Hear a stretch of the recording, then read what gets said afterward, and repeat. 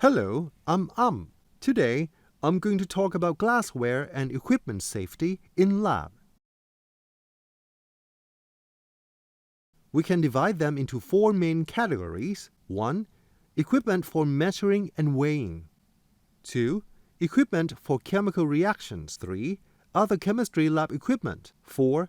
Equipment for biological lab work. Let's start with the first category, equipment for measuring and weighing. The first piece of equipment is the beaker. It is used for measuring, mixing, and transferring liquid. It is available in various sizes, and lines marked along the side indicate volume, so you can choose the proper size. Generally, beakers have a spout or beak to facilitate pouring. A note of caution, we generally don't use beakers for chemicals with low boiling points or for strong reaction, which may be dangerous towards ourselves and others around us. The next piece of equipment is the measuring cylinder, which also has volume marks labeled on the side and comes in several sizes. Like the beaker, it also has a beak for pouring. Do not use measuring cylinders for boiling. The burette is primarily used for accurate dispensing of fluids and measurement in titration. It also has volume marks along the side. The stopcock of the burette is used to open or close the valve and controls fluid release. You should place a beaker under the outlet. Check for any air bubbles in the burette and check the stopcock before use. Do not climb up on furniture to pour chemicals down the burette, as this can be dangerous.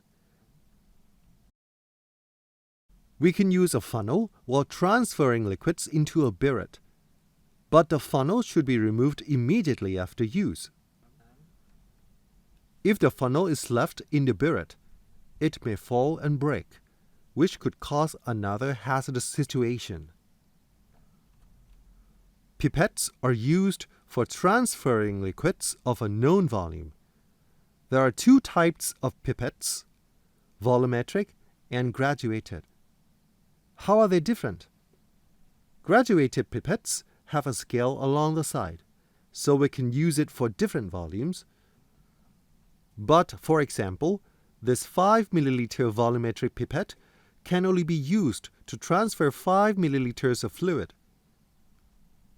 If we want 1, 2, or 3 milliliters of liquid, we should use a graduated pipette. Cautions on the use of pipettes. 1. Never use your mouth to draw liquids up the pipette. There is a rubber bulb that you can use to pull liquids into the pipette. 2. Do not let any liquids enter the rubber bulb, because you may ruin the bulb and contaminate chemicals.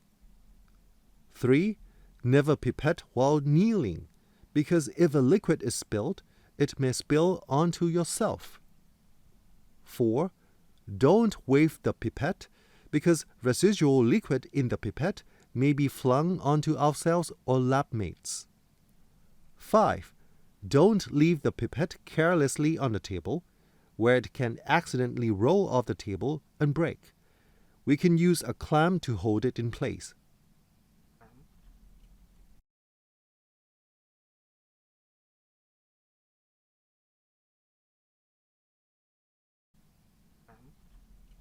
Next is the volumetric flask. It is calibrated to contain a precise volume. This precise volume is indicated with a line near the top of the flask. When measuring a solution, the center of the meniscus should be level with this line on the flask. The flask can be closed with a cap and inverted to thoroughly mix the solution. Do not melt solids in volumetric flasks. Solids should be melted in a beaker and then transferred to a flask. Do not use heat with volumetric flasks.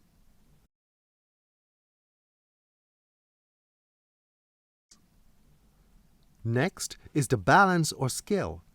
It is used to weigh chemicals and can have a precision of 2 digits up to 6 digits. The balance should be placed on a stable and horizontal plane. The substance to be weighed should be placed in a container, such as a beaker or a piece of foil, and placed in the center of the weighing pan. Choose a balance suitable for the weight of the substance being weighed. do not exceed the balance's maximum weight capacity. Many students ask, how do we know which glassware to use? To choose proper glassware for measurement, you should note the accuracy of the container from the error number indicated on it. Higher precision measurements require lower error values. Now for the second category, equipment for chemical reactions. Conical flasks or Erlenmeyer flasks are suitable for mixing or boiling chemicals because of their large, flat bases and narrow necks. They can also be used in titration. Round bottom flasks are used in reactions with high temperatures. The round base allows for more uniform heat transfer than ordinary flasks. However, these flasks are not suitable for chemical storage.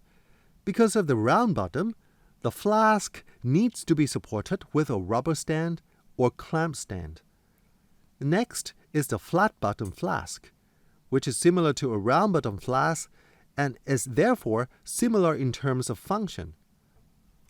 However, the flat bottom flask has a flat base, which allows it to stand alone and can thus be used to store chemicals. Next is the test tube. Test tubes are used to hold small amounts of chemicals and for preliminary testing of reactions. When moving test tubes, a test tube rack should be used. Words of caution when using test tubes: do not use cracked test tubes. Do not hold several test tubes in your hand. Always use a rack. Never use your finger to cover the mouth of the test tube. Always use a test tube cap. Now, for some other types of equipment. The spatula is used for scooping solid chemicals. Be sure to use the appropriate size spatula based on the amount of chemical needed to be scooped, and never use the spatula with food. Next is the dropper, which is used with a rubber bulb to dispense small amount of liquid. Do not wave the dropper like a wand, as it may injure a lab mate. Do not hold the dropper with the tip pointing up, since liquid may run down the outside onto your hand or drip into the rubber bulb. Next is the stirring rod. This can be used for stirring a solution and is typically stirred in one direction. It can also be used to facilitate the pouring of a liquid by allowing the liquid to run down the stirring rod. While stirring, be careful not to hit the rod against the glass container, as it may cause the rod to break. Also, stir gently to avoid spilling or splattering chemicals. Next is the funnel. It is used to pour liquids into narrow-necked containers, such as burettes. It can also be used with filter paper to separate solids from liquids. When using a funnel, pour slowly to avoid spilling or spattering the liquid. The last category of equipment is for biological lab work. The first piece of equipment is the Petri dish. There are two parts to the Petri dish: the plate and the lid. When culturing microorganisms, the lid should always stay closed to prevent the spread of microorganisms into the environment. When we want to transfer a colony, we should use an inoculation needle or loop. Never touch the tip of the needle or loop. The inoculation needle must be sterilized with flame or another heat source before and after each use. After flame sterilization, you must wait for the needle or loop to cool, so that the cells it touches are not killed by the hot metal. Be careful not to use the alcohol lamp near flammable objects. Next, let's talk about the microscope. Microscopes are used to observe objects too small to be visible to the human eye. When using, adjusting the magnification or focus, be careful that the microscope lens does not hit the slide, as this can damage the lens, and lenses are expensive. This is a microscope slide. We can place on it specimens that we want to examine under a microscope, such as plant or animal cells. We then cover the specimen with a cover slip. Next comes the question, how do we properly prepare our specimen?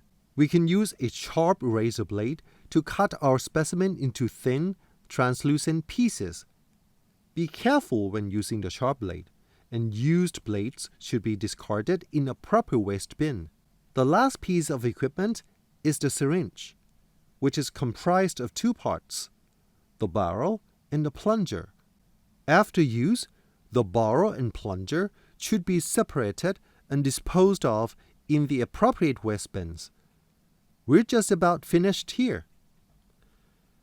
I hope we now know how to choose the appropriate equipment, including glassware, and how to use it correctly for the safety of ourselves and others around us. If you will please excuse me, I have to go now. Goodbye.